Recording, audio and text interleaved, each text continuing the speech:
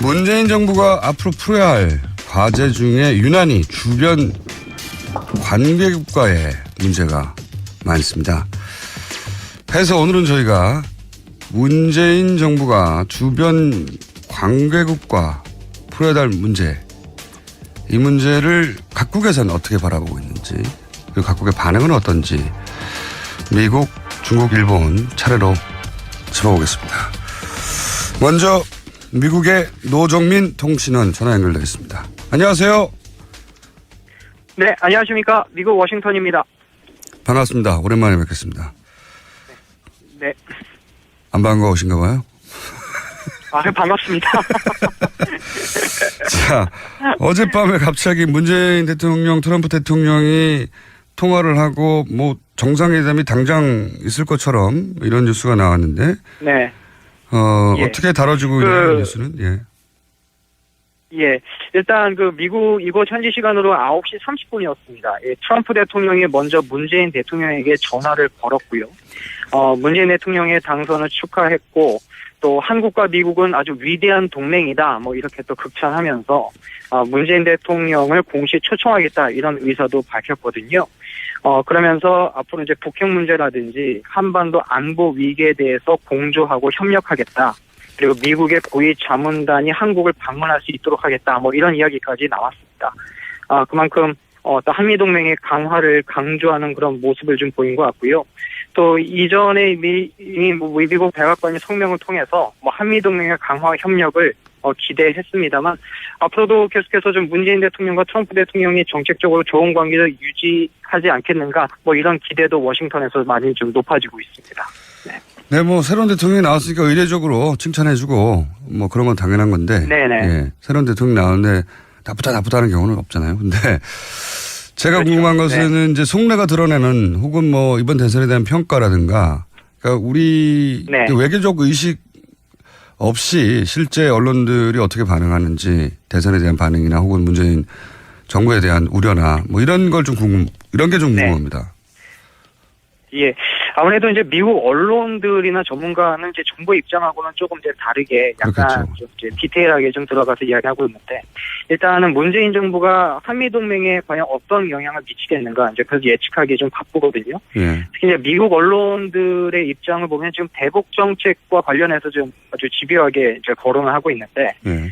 특히 문재인 정권의 그 대북 정책이 과연 그 미국 트럼프 행정부와 같이 갈 수 있겠느냐.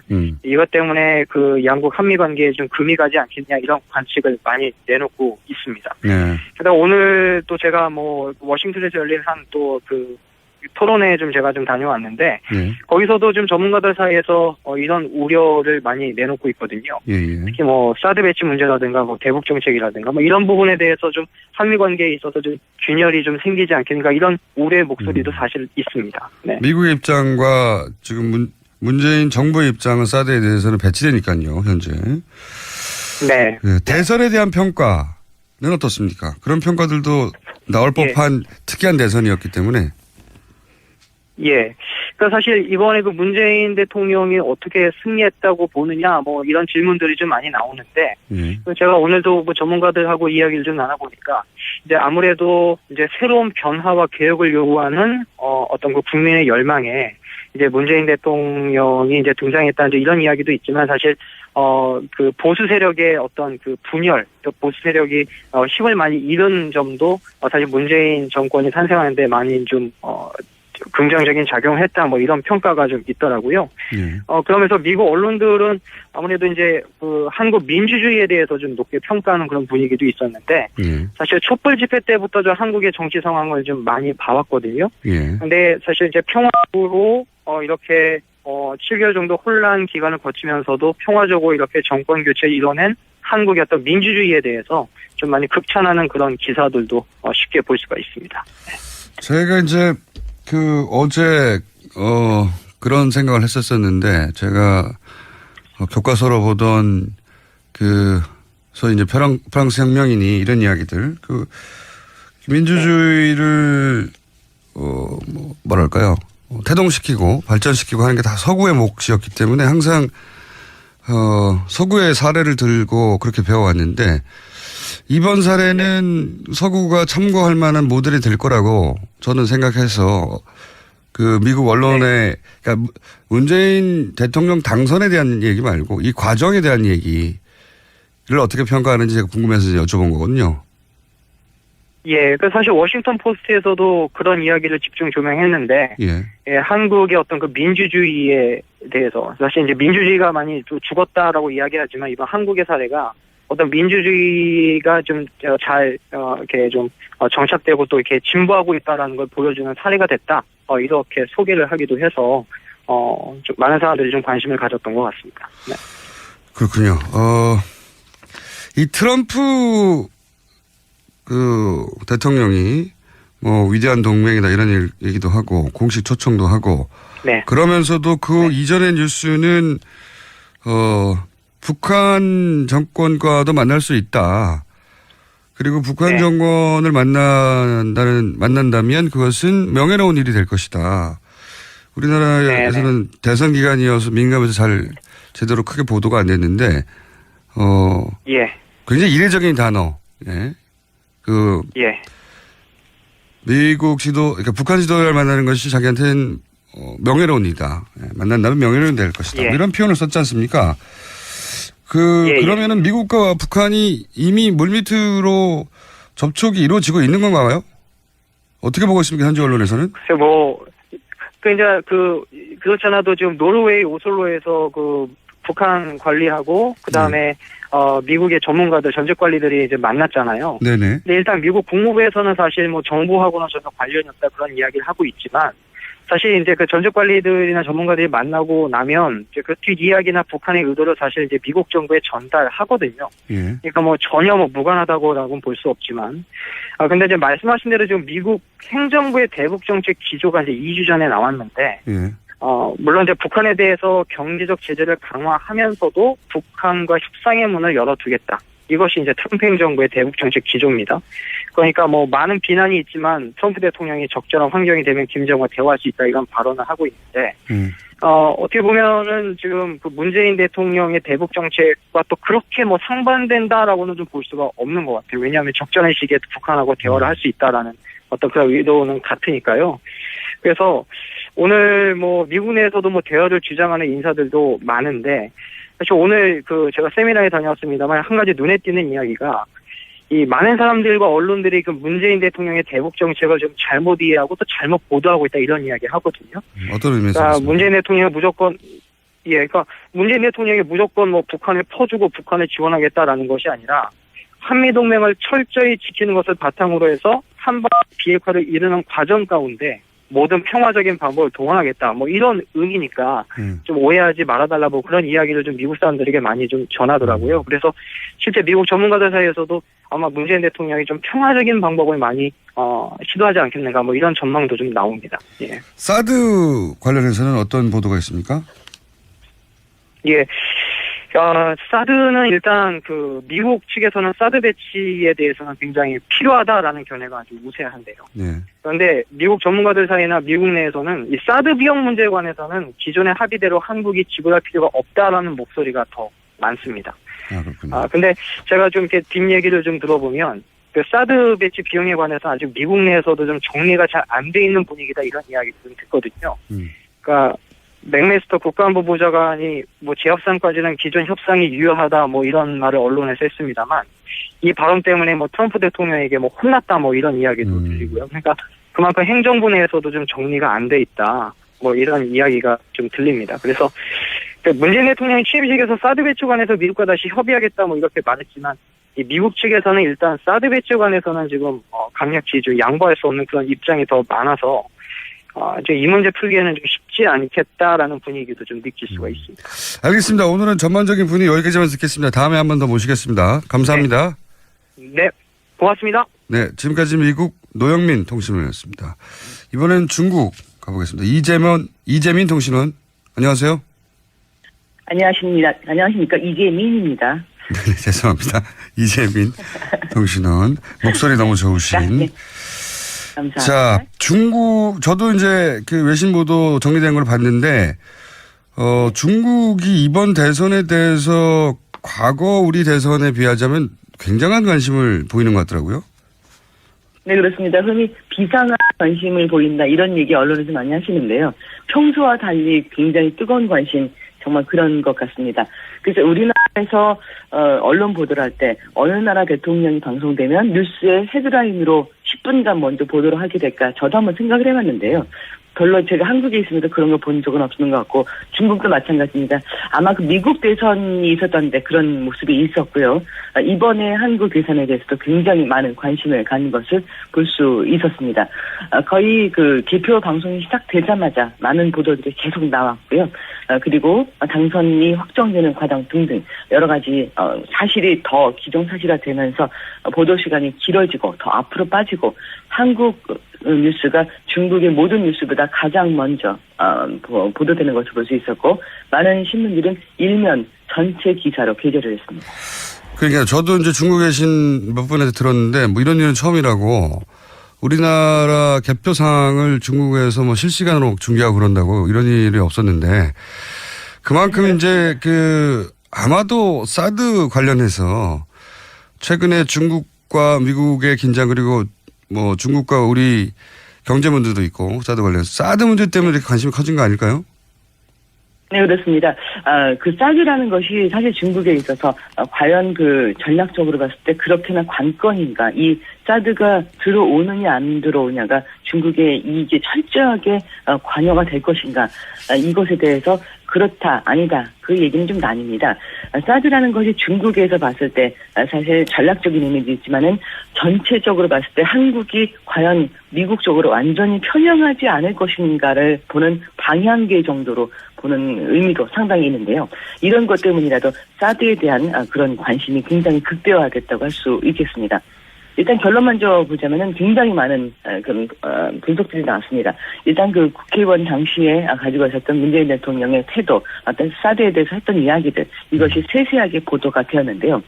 결론 먼저 말씀을 드리자면은 그럼에도 불구하고 아마 쉽게 사드에 대한 배치 처리를 결정하기는 정말 쉽지 않을 것이다. 이미 도착해 있고 그리고 이렇게 표현합니다. 한국에게 있어서 가장 중요한 것이 미국과의 관계일진데 이것을 강조를 하고 그런 관계 속에서 사드 배치 철회하는 것은 굉장히 문재인 대통령으로 힘든 결정이다. 쉽지 않을 것이다. 라고 얘기를 하고 있습니다. 중국의 전망도 중국이 이제 오랫동안 한국에 압력을 가해오긴 했지만 그렇다고 해서 문재인 정부가 사드를 철회한다거나 그런 결정 쉽게 나지는 않을 것이다. 그런 기대를 하고 있지는 않군요. 중국도. 기대는 어느 정도 하고 있기는 합니다만 과연 그럴 수 있을까? 뭐 이 정도의 생각 분위기들이 많이 느껴지고 있습니다. 그러면 문재인 정부를 바라보는 어떤 그러니까 사드 문제 외에 전반적인 분위기는 어떻습니까? 뭐 예를 들어서 우리가 트럼프 대통령이 당선되고 나서 트럼프 대통령의 당선 자체를 한편에서는 이게 굉장히 코미디 아니냐 이렇게 받아들이기도 했단 말이죠. 예. 뭐 지금은 네네. 그렇게 말할 수는 없는데 그때는 워낙 언론을 통해서 극단적인 인물로 묘사됐기 때문에 중국에서는 문재인 대통령에 대해서 어떤 식의 묘사나 어떻게 받아들이나요? 굉장히 쉽게 말하자면 좋은 사람이 됐다. 굉장히 환영할 만한 일이다. 이런 분위기가 굉장히 많습니다. 특히 그 시진핑 주석이 당선 발표 후에 바로 축전을 보냈고요. 이 축전 보내고 나서 이것을 외교부 대변인이 또 바로 발표하는 모습 볼 수 있었습니다. 중국의 전반적인 분위기 보면은 뭐 사회적으로 예전에 우리가 생각했던 공산당 감시 체제 이런 것이 막 이렇게 있지는 않지만요.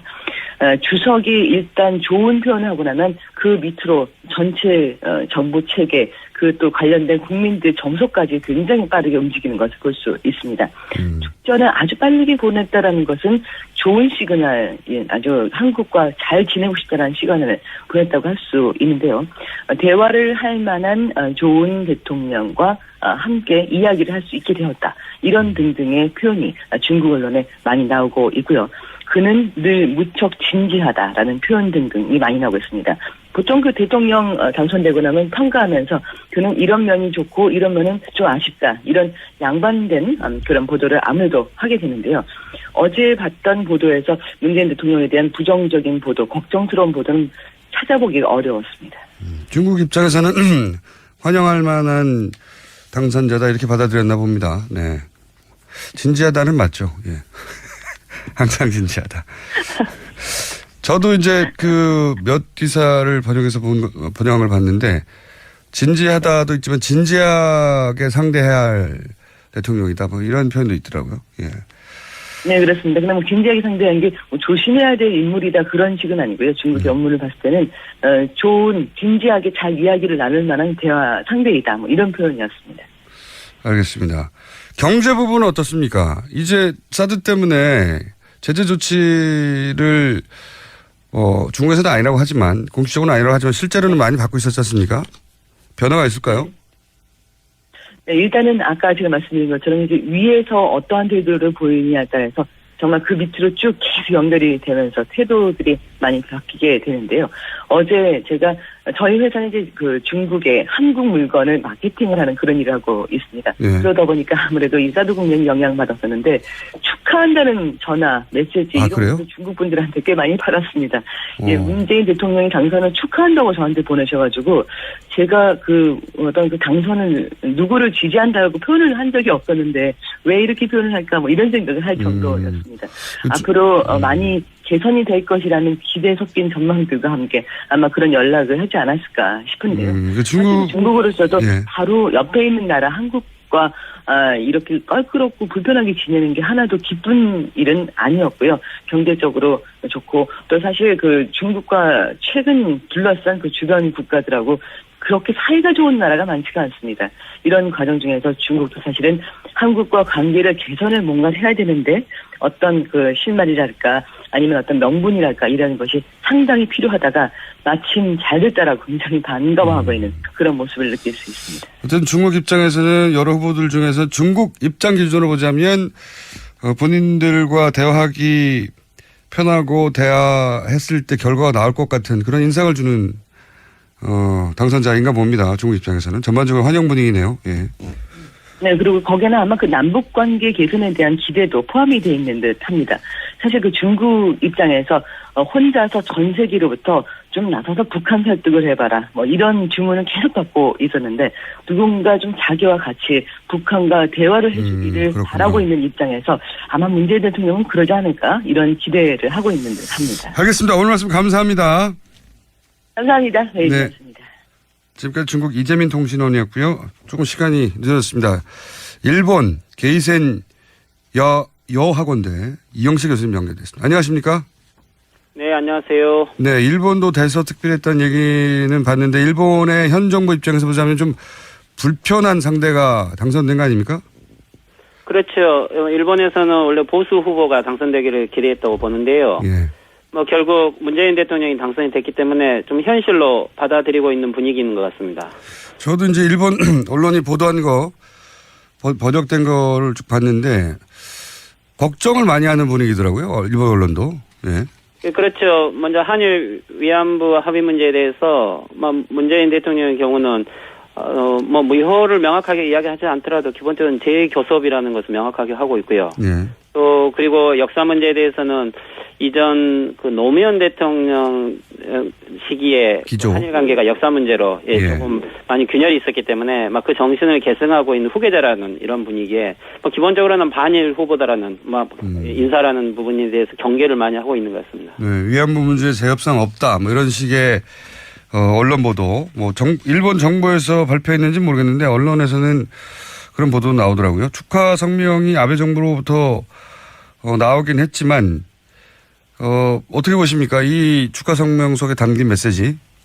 예, 기본적으로 어제 아베 수상이 그 정오 때 그 취임 선서식 이후에 성명을 발표했는데요. 예. 한국은 이러면 전략적 이익을 공유하는 중요한 국가이고 북한 문제에 대한 연계와 미래 지향의 일한 관계를 발전시키고 싶다 이런 내용을 했는데 기본적으로는 현재 한일 관계, 한미일 동맹으로 북한을 압박하는 것에 대해서 혹시 균열이 생길 것이라는 이런 불안감이 일본 국내에 많이 있는데요. 이것을 좀 희석시키기 위해서 북한 문제에 대해서도 일본과 협의하기를 바라고 또 미래지향이라는 표현은 위안부 문제라든지 과거 문제에 별로 구애받지 않고 될 수 있으면 미래지향적인 이야기를 하기 원한다라는 좀 사전 포석을 둔 것 같습니다. 그러면서도 이 관방장관이 위안부 합의한 거 이행하라고 이런 말은 결국은 재협상 안 하겠다는 말 아니겠습니까? 기본적으로 수가 관방정권은 어떻게 보면 자민당 내의 분위기를 반영하고 있는 거기 때문에 예. 다음 정권과도 이 한일 위안부 합의에 대한 재교섭은 뭐 있을 수 없다라고 하는 당의 의견을 전면적으로 이야기하고 있는 거죠. 예. 어떻게 보십니까?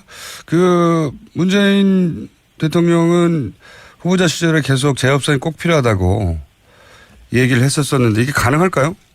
일본 분위기상? 글쎄요, 일본은 이 박근혜 대통령 때 12월에 있었던 이 한일 위안부 합의 자체도 일본이 최대한 양보했다라는 기본 입장을 가지고 있기 때문에 일본에서는 그것을 다시 정권이 바뀌면은 또 항상 요구가 바뀐다라는 생각을 하고 있죠.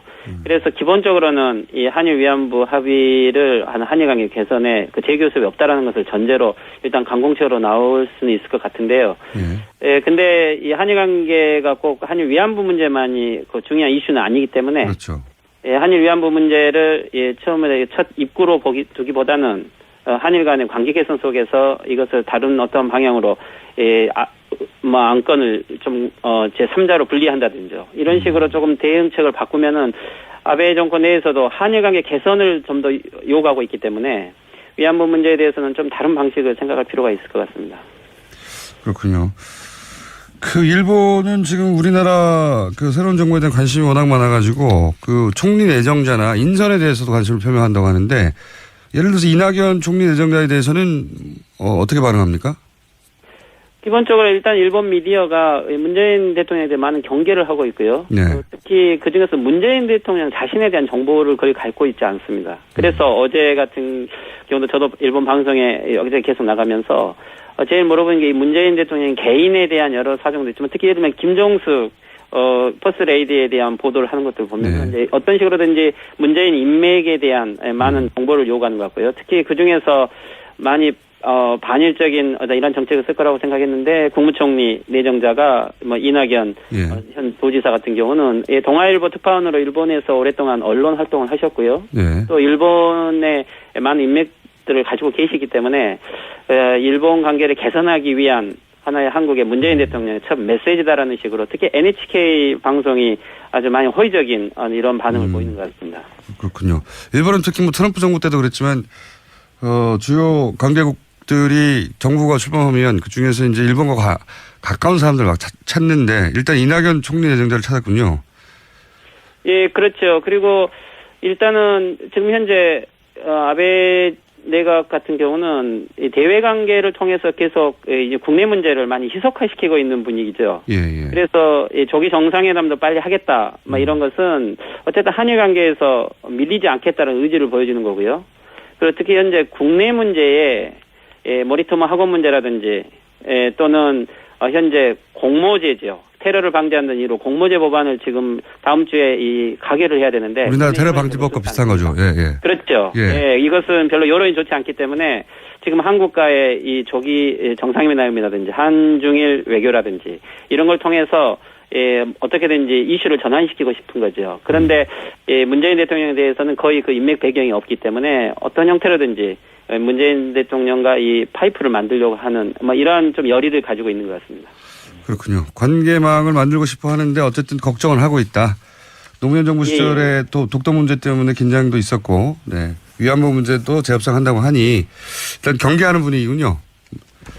그런데 이제 많은 이렇게 정보, 특히 미디어가 의외로 한국의 역시 박근혜 대통령 탄핵 이후에 한국이 많이 불안한 모습을 보여서 오히려 일본이 더 불안감을 느꼈는데 새로운 대통령이 되었기 때문에 어떻게 보면 한일 관계가 새롭게 다시 재설정될 수 있는 찬스다라고도 생각을 하고 있는 것 같고요. 그런 의미에서 미디어의 보도는 어떻게 보면은 많이 경계와 반일과 또는 친북 인사라는 큰 경계를 하면서도 한국에 대한 새로운 가능성에 대한 모색도 하는 이런 분위기인 것 같습니다. 알겠습니다. 감사합니다.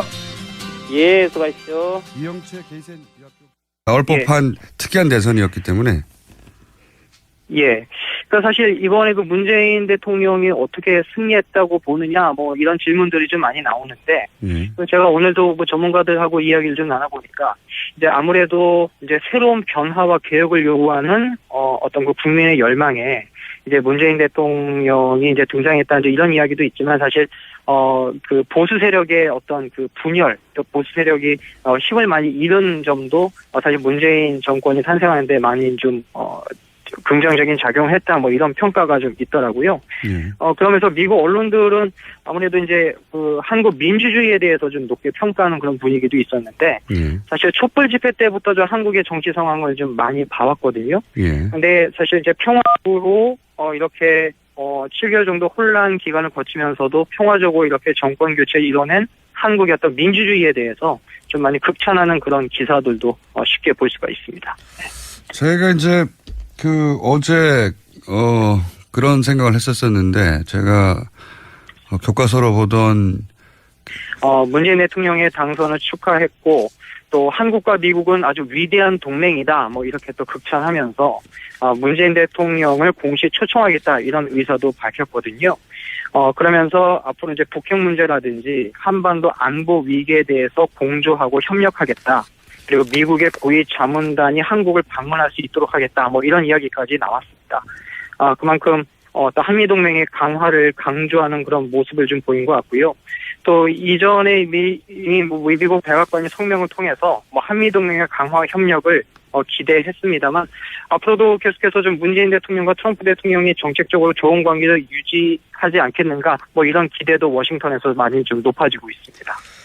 네, 뭐 새로운 대통령이 나왔으니까 의례적으로 칭찬해주고 뭐 그런 건 당연한 건데. 네네. 예, 새로운 대통령이 나오는데 나쁘다는 경우는 없잖아요. 근데 제가 그렇죠. 궁금한 것은 이제 속내가 드러내는 혹은 뭐 이번 대선에 대한 평가라든가 그러니까 우리 외교적 의식 없이 실제 언론들이 어떻게 반응하는지 대선에 대한 반응이나 혹은 문재인 정부에 대한 우려나 뭐 이런 게 좀 궁금합니다. 예. 아무래도 이제 미국 언론들이나 전문가는 이제 정부 입장하고는 조금 이제 다르게 약간 좀 이제 디테일하게 좀 들어가서 이야기하고 있는데 일단은 문재인 정부가 한미동맹에 과연 어떤 영향을 미치겠는가 이제 그래서 예측하기 좀 바쁘거든요. 특히 이제 미국 언론들의 입장을 보면 지금 대북 정책과 관련해서 좀 아주 집요하게 이제 거론을 하고 있는데 특히 문재인 정권의 그 대북 정책이 과연 그 미국 트럼프 행정부와 같이 갈 수 있겠느냐. 이것 때문에 그 양국 한미 관계에 좀 금이 가지 않겠냐 이런 관측을 많이 내놓고 있습니다. 그러다 오늘 또 제가 뭐 워싱턴에서 열린 한 또 그 토론회 좀 제가 좀 다녀왔는데 거기서도 좀 전문가들 사이에서 이런 우려를 많이 내놓고 있거든요. 특히 뭐 사드 배치 문제라든가 뭐 대북 정책이라든가 뭐 이런 부분에 대해서 좀 한미 관계에 있어서 좀 균열이 좀 생기지 않겠는가 이런 우려의 목소리도 사실 있습니다. 네. 미국의 입장과 지금 문재인 정부의 입장은 사드에 대해서는 배치되니까요, 현재. 네. 대선에 대한 평가는 어떻습니까? 그런 평가들도 문재인 정부가 앞으로 풀어야 할 과제 중에 유난히 주변 관계국가의 문제가 많습니다. 해서 오늘은 저희가 문재인 정부가 주변 관계국과 풀어야 할 문제, 이 문제를 각국에서는 어떻게 바라보고 있는지, 그리고 각국의 반응은 어떤지 미국, 중국, 일본 차례로 짚어보겠습니다. 먼저 미국의 노정민 통신원 전화 연결되어 있습니다. 안녕하세요. 네, 안녕하십니까. 미국 워싱턴입니다. 반갑습니다. 오랜만에 뵙겠습니다. 네. 안 반가우신가 봐요? 반갑습니다. 자, 어젯밤에 갑자기 문재인 대통령, 트럼프 대통령이 통화를 하고 뭐 정상회담이 당장 있을 것처럼 이런 뉴스가 나왔는데. 네. 어떻게 다뤄지고 있는 뉴스는? 예, 일단 그 미국 이곳 현지 시간으로 9시 30분이었습니다. 트럼프 대통령이 먼저 문재인 대통령에게 전화를 걸었고요. 소위 이제 프랑스 혁명이니 이런 이야기들, 민주주의를 뭐랄까요, 태동시키고 발전시키고 하는 게 다 서구의 몫이었기 때문에 항상 서구의 사례를 들고 그렇게 배워왔는데. 이번 사례는 서구가 참고할 만한 모델이 될 거라고 저는 생각해서 미국 언론에 그러니까 문재인 대통령 당선에 대한 얘기 말고 이 과정에 대한 얘기를 어떻게 평가하는지 제가 궁금해서 여쭤본 거거든요. 예, 사실 워싱턴 포스트에서도 그런 이야기를 집중 조명했는데, 한국의 어떤 그 민주주의에 대해서 사실 이제 민주주의가 많이 좀 죽었다라고 이야기하지만 이번 한국의 사례가 어떤 민주주의가 좀 잘 이렇게 좀 정착되고 또 이렇게 진보하고 있다라는 걸 보여주는 사례가 됐다. 이렇게 소개를 하기도 해서 좀 많은 사람들이 좀 관심을 가졌던 것 같습니다. 네. 그렇군요. 이 트럼프 대통령이 뭐 위대한 동맹이다 이런 얘기도 하고 공식 초청도 하고. 네. 그러면